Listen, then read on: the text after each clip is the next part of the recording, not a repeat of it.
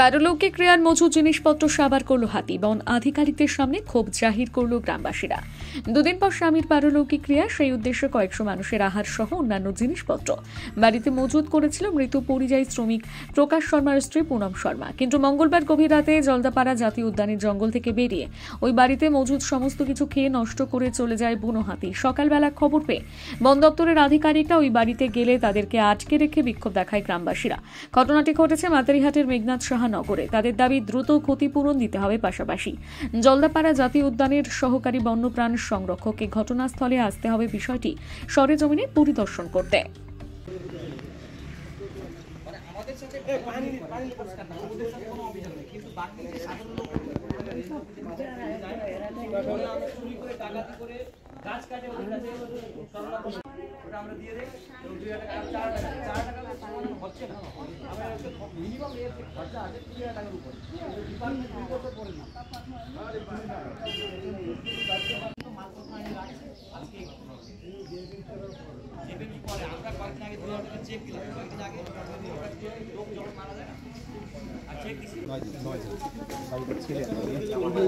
লোক কি বাঁচবে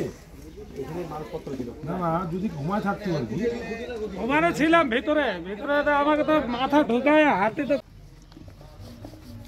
সুপে না আসি আমি। নমস্কার।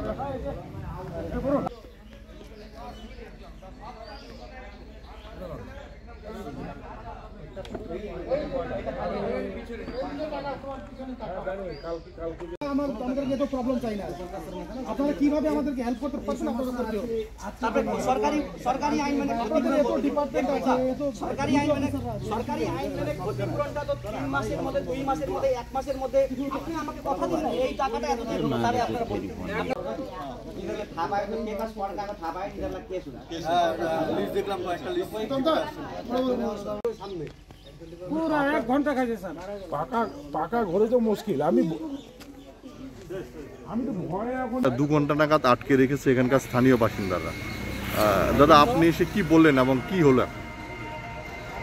হাতি যেভাবে অত্যাচার করতেছে, সত্যি কথা বলতে কি পাবলিক একদম মানে এটা নিয়ে সমস্যাটা এত বড় তীব্রতর হচ্ছে হাতি সমস্যা নিয়ে। মানে এই কয়েকটা হাতি আছে গিয়েই ঘর ভেঙে দিচ্ছে, শোয়ার ঘর ভেঙে দিচ্ছে। আর যে পরিমাণে আমরা মানে ডিপার্টমেন্ট থেকে সাহায্য করি বা জেএফএম থেকে সাহায্য করি তার চেয়ে অনেক 3 গুণ 4 গুণ বেশি ক্ষতি হয়ে যাচ্ছে। স্বাভাবিক পাবলিকের একটা জনরোষ আছেই। বন দপ্তরকে আটকে রেখেছিল, আমি ওনাদের আশ্বাস দিচ্ছি এটা জেএফএসি থেকে তৎকালীন আমরা 10,000 টাকা এখনই একটা চেক প্রদান করবো ওনাদেরকে। এবং আমিও নিচে দেখলাম অনেক খাবার নষ্ট করে দিয়েছে, আমিও 1 বস্তা চাল দিচ্ছি। আর ওনাদেরকে এডব্লিউএলডব্লিউর সাথে বসিয়ে দেওয়ার ব্যবস্থা করছি। এখন ওনারা এই জন্য বন দপ্তরকে ছেড়ে দিচ্ছে। নেক্সটে আমরা দেখব আরও যত ডিউটিটা ভালো হয়, এটাই প্রচেষ্টা রাখছি আমরা। আপনার সুনাম? আমি দীপনারায়ণ সিনহা, জেলা পরিষদের কর্মাধ্যক্ষ বন ও বনভূমির। ওনার বাড়ির সমস্ত কিছু ভেঙে দিয়েছে এবং তিনি মারা গেছে, কি বলছেন? আমি কিছুদিন আগে অর্থাৎ 29 তারিখ ওনাদের বাড়িতে গিয়েছিলাম। যেহেতু ওনার দাদা প্রকাশ শর্মা মৃত্যু হয়েছিল, তো সেই বাড়িতে আমি দেখা সাক্ষাৎ করে এসেছিলাম। কিন্তু একটু দুঃখজনক ঘটনা যে গতকাল রাত্রে হাতির উপদ্রব, হাতির তাণ্ডবে সে বাড়িতে মানে ঘরবাড়ি ভেঙে দিয়েছে। এবং সবচেয়ে দুঃখের ঘটনা যে শ্রাদ্ধের জন্য যে জিনিসপত্র জমা করা হয়েছিল সে সমস্ত জিনিস হাতি খেয়ে ফেলেছে। তো আমি বন দপ্তরকে বলতে চাই, আমরা বারবার রেঞ্জারকে, আমি নিজে বিধানসভাতে হাতির যে কীভাবে কন্ট্রোল করা যায়, বিদেশ থেকে যদি কিছু টেকনিক আমদানি করে যদি এটাকে আটকানোর যদি চেষ্টা করা করলে খুব ভালো হতো। কিন্তু সেটা বন দপ্তর সঠিক কোনো পদক্ষেপ নিচ্ছে না। এবং বন দপ্তরেও পর্যাপ্ত মাত্রার বনকর্মীর অভাব রয়েছে। এবং আমরা বারবার বলেছি যে বনকর্মীদেরকে এইখানে আরও ট্রেন্ড করতে হবে যাতে হাতিকে আটকানো যেতে পারে। কিন্তু সেদিকে মানে বন দপ্তরের কোনো সদিচ্ছা নেই আমরা বলতে পারি, এবং সঠিকভাবে কোনো পদক্ষেপ নিচ্ছে না বন দপ্তর। স্থানীয় বাসিন্দারা বন দপ্তরকে অনেকক্ষণ আটকে রেখেছিল। এটা স্বাভাবিক, যখনই হাতির অত্যাচার হয়, ঘর বাড়ি ভাঙে, মানুষ ইতিমধ্যে অনেক মানুষ হাতির শিকার হয়েছে। তো স্বাভাবিক কারণে মানুষের মধ্যে একটা ক্ষোভ বিক্ষোভ রয়েছে। ইতিমধ্যে আমরা দেখেছি যে অনেক লেপার্ডেরও আক্রমণ হয়েছে, দলগাঁও চা বাগানে দেখেছি, তারসটিতে দেখেছি।